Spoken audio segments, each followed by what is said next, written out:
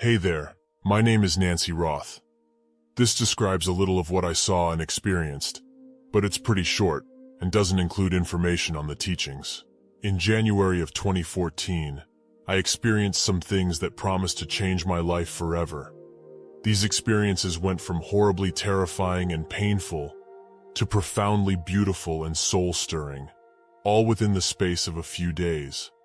On the morning of January 3rd, 2014, while riding my bicycle here in town, I was struck broadside by a truck. My injuries were so severe that I'm still in recovery from some of them. By all accounts of the doctors who treated me, I shouldn't have lived.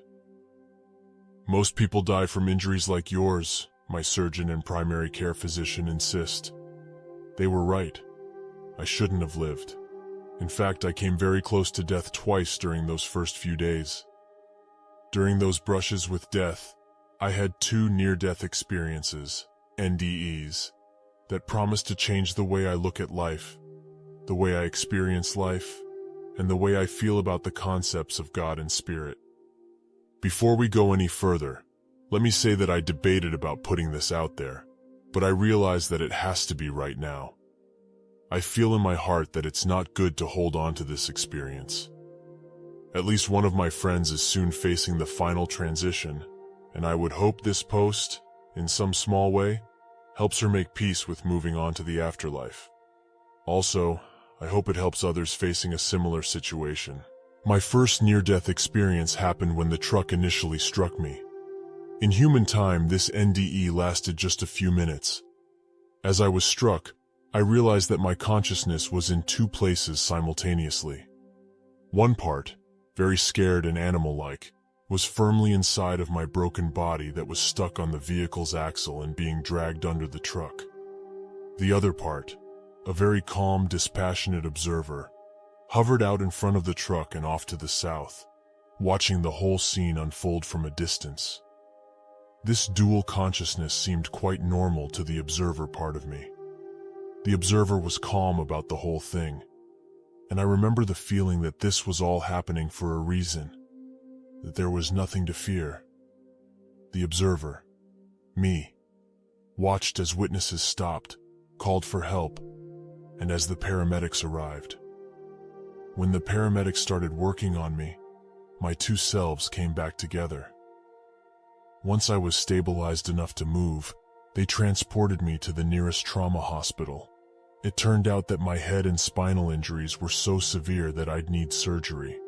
My lower spine would need reconstruction, but only after the bleeding in my brain stabilized. In the meantime, the trauma team admitted me to the intensive care unit, ICU. I pondered that initial split consciousness experience for a few days in ICU while I awaited surgery. I had no explanation for being in two places at the same time, or for experiencing the accident from two different vantage points at once. In my scientific mind, I didn't know how consciousness could split apart with one part of me traveling outside of the body. Finally, I dismissed it as just an oddity of the crash and almost dying. It wasn't important, and it most certainly wasn't real, or so I thought. Perhaps because the first experience wasn't enough to get me thinking about spiritual matters. 3 days later during surgery, I was pulled right into the thick of things. I had another NDE, but this one was different. Instead of simply experiencing events unfold from outside of my body, my consciousness was ultimately brought to a place unlike anything I have ever experienced. The beauty and utter peace of the place defies human words. I felt totally calm, loved, and whole. I also felt a deep, profound sense of love permeating everything there.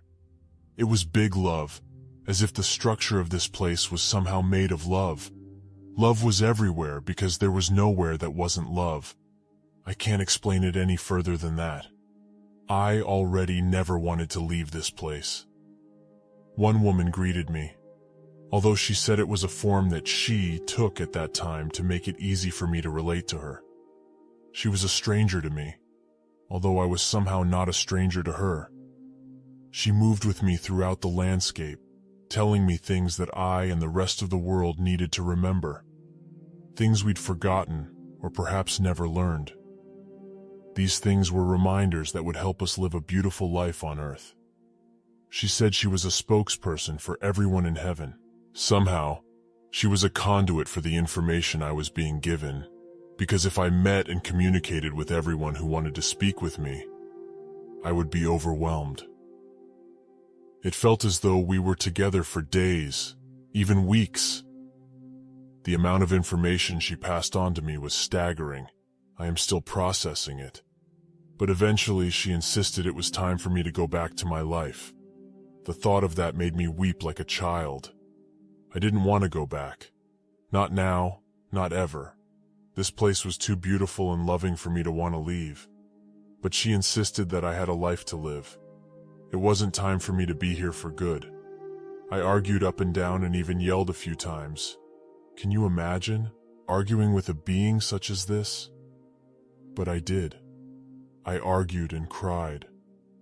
I insisted I didn't want to go back to a broken body and all of the repercussions from this experience that awaited me. She watched me with what I felt was sadness, but she insisted that it was my time to go back. As I opened my mouth to argue again, I was back in the surgical recovery room. I was confused, weeping, and already missing that place and the being who I'd met there. No, I am no longer an atheist or agnostic, although at this point, I don't want to put a label on what I am. I did have the good fortune to be shown spirit in a way that made me realize that I can no longer deny it for myself. These experiences have opened my heart to all peoples, all faiths, and all beliefs in a way that I would not have thought possible. I will share a small bit of the first thing she taught me. We are primarily here to love, to practice love, to show love, to experience love. Hate is not the language of spirit, nor is fear. Love is. It is a love that has no conditions or strings attached. It is simply love in all of its forms. I was asked to share this with as many people as possible, so that is what I intend to do. That's what I promised, after all. I am not sure yet how I will get out the information. I think telling on a blog is a good start, but I expect that some larger form of publication will be in the works too. Yes, this is all real. No, I didn't make up or embellish any of it. I understand that some of you will think I'm crazy or hallucinating. Some of you may find any explanation to deny my experiences because they feel uncomfortable to you. Some people I have known for years may choose to distance themselves from me. This could cost me much. I was an agnostic scientist until just a couple of months ago, after all. But this is me and my life now. I trust that telling my story and all that follows will help more than it hurts, that it gives people hope, and that it brings people together. It may be that telling the story brings new people or opportunities into my life as well. All is as it should be. While my time on the other side, aka heaven, was brief in human terms, when I was there it felt as if weeks or months were passing. I observed an amazing amount in, at most, a couple of human hours. The first wonderful thing that I experienced was the beauty of heaven, both visually and in a feeling sense. When I was there, a landscape of gently rolling hills surrounded me. Flower-filled grassy meadows spread out on the hills around me. There were huge, deciduous trees in full leaf. The trees were larger and grander than any here on earth and surrounded the meadows. There was the barest sense of a light mist, as if it were a humid summer morning clung to the tops of the trees. The sky showed a very light blue, similar to what you might see at the ocean's shore, with wispy clouds and a very bright but somewhat diffuse golden light. That was the visual. But there is more to heaven than what we can see with our eyes. Below the surface, visuals was a well of feeling fueled by love, peace, and an abiding presence that I will call Spirit or God. Through the landscape around me, I sensed a profound feeling of peace, brightness, goodness, and love. The beauty I felt really does deserve a capital B. It wasn't just pleasing to the eye. There was something deeper to it, more harmonious, more blessed, and more powerful. Everything felt tied together by love and peace, and the beauty of the scenes around me was the product of this unconditional love. While the beauty of heaven took my breath away, the sense of love completely ensnared me and made me want to stay there forever. I felt a deep sense of that love flowing through all things around me. The air, the ground below my feet, the trees, the clouds, and me.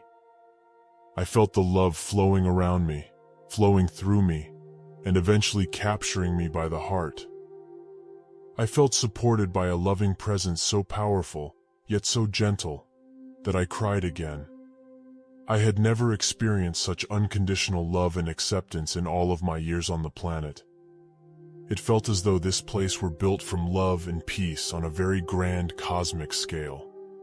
What I realized, and was later told by my guide, was that love formed the structure or underpinnings of heaven.